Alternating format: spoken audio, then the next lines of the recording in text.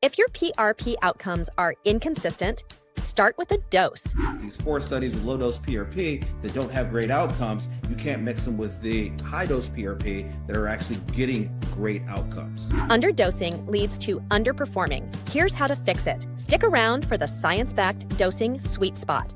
But let's talk first about, does dose matter?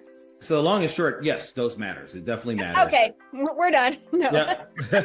But there is a caveat. What I tell patients all the time is all PRP is not created equal. And to still our good friend Donnie Buford, dose for PRP matters. And so if you have a headache and you take an eighth of a Tylenol and you don't get better, you're gonna be like, man, Tylenol doesn't work. No, you didn't have the proper dose in order for this to be successful. And so let's talk about arthritis specifically. What we know is that when we get over 5 billion platelets. Don't forget, if you want more about the business of Orthobiologics, I have a podcast, or you can go on my website, The Business of Orthobiologics, and tune in.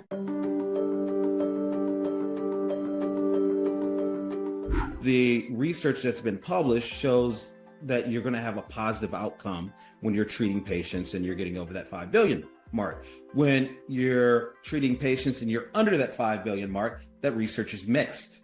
And so that's the problem with these meta-analyses that will lump all of these together and not separate out who was over 5 billion, who was under 5 billion. And they're like, yeah, there's not enough data. There's a mixed report. And no, when you have these low dose studies, these 4 studies with low dose PRP that don't have great outcomes, you can't mix them with the high dose PRP that are actually getting great outcomes.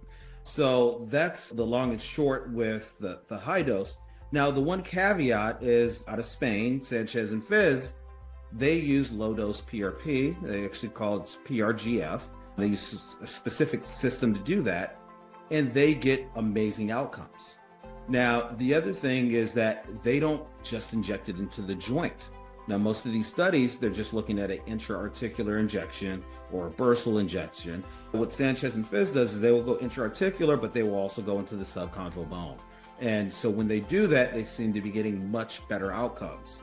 And so if you are going to use low-dose PRP, I think then you have to look long and hard about saying, all right, how do I become more comprehensive with my treatments? Because if you just do an intra-articular injection, you're not going to get a very good outcome, is the way that I look at that. Don't miss out.